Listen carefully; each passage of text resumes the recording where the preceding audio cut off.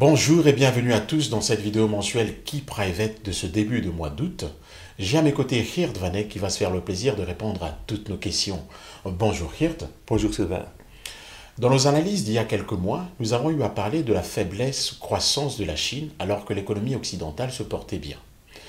Aujourd'hui, nous vivons une toute autre situation, les rôles se sont inversés et nous allons donc demander à Geert de nous donner de plus amples détails, mais également de nous expliquer pourquoi le comité d'investissement reste prudent quant à l'avenir.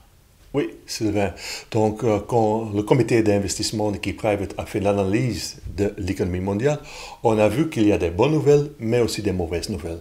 Je commence avec les bonnes nouvelles et c'est le retour de la Chine. Souvenez-vous, il y a quelques mois, il y avait une nouvelle vague de corona en Chine. Le gouvernement chinois a réagi et temporairement fermé les usines. Mais aujourd'hui, le corona est disparu et donc la Chine est de retour. Sur le graphique, on voit très bien le rebond en orange. C'est le rebond de l'activité économique dans les pays émergents. Et la Chine a évidemment un poids très très fort dans cet indice. Et en bleu, on voit l'évolution de la production industrielle dans les pays occidentaux. Et là, le ralentissement macroéconomique continue. Donc, un point positif, c'est le retour de la Chine et on pense qu'il y aura un effet positif sur les autres régions. Quand même, un point d'attention, c'est l'évolution du carnet de commandes chez les entreprises. Ici, on voit l'évolution pour le secteur industriel et le secteur des services. Et on voit très bien, de nouveau, un ralentissement de l'évolution des nouvelles commandes chez les entreprises. Et quand il y a moins d'ordre chez les entreprises, évidemment, dans le futur, on s'attend à une production industrielle plus basse. Donc, voilà un point d'attention. Donc, les bonnes nouvelles, c'est le retour de la Chine. Et les mauvaises nouvelles, on fait attention à l'évolution du carnet de commandes chez les entreprises. Sylvain. Merci Geert pour toutes ces explications. Le rallye d'été semble avoir été lancé. Et d'ailleurs, on peut dire que l'été a très bien commencé pour les marchés boursiers.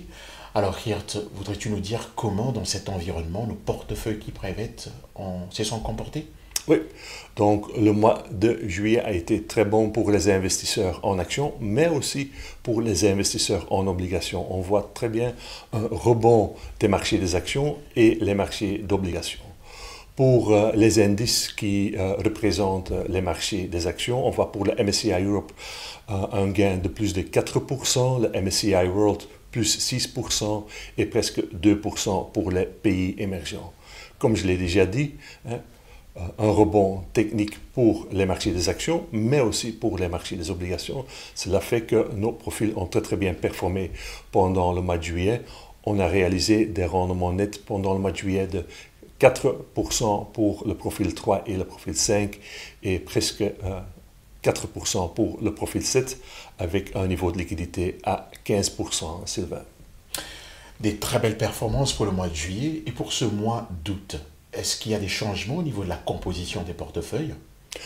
Non, le comité d'investissement a pris la décision de ne rien changer dans nos portefeuilles. Donc ici, vous voyez la composition actuelle du profil 3.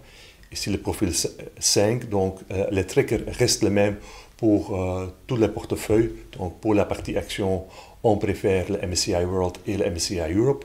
Pour la partie obligataire, on reste avec les obligations des pays émergents et on a notre première position en or.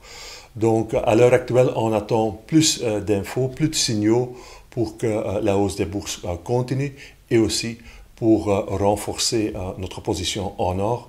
On veut voir que le dollar commence à s'affaiblir vis-à-vis l'euro. L'euro a atteint la parité avec le dollar au milieu du mois de juillet. À partir de ce moment, on a vu une petite hausse de l'euro, mais on veut plus de confirmation pour renforcer notre position en or. Donc ici, le profil 7, même chose. Donc le niveau de cash reste à 15%. Donc voilà les conclusions. Donc reprise de la confiance en Chine. Un point d'attention pour l'évolution du carnet d'ordre pour les entreprises. Et pour les portefeuilles, rien ne change. Le niveau de liquidité reste à 15%. Donc on veut plus de signaux positifs pour investir dans le prix de l'or et renforcer aussi notre position en action. Et comme toujours, je termine avec une vue sur les performances net key private pour cette année et depuis le début, donc depuis 2016. Donc pour cette année, nous sommes en moyenne moins 7, moins 8%, et d'un point de vue relatif, on limite les pertes dans nos portefeuilles.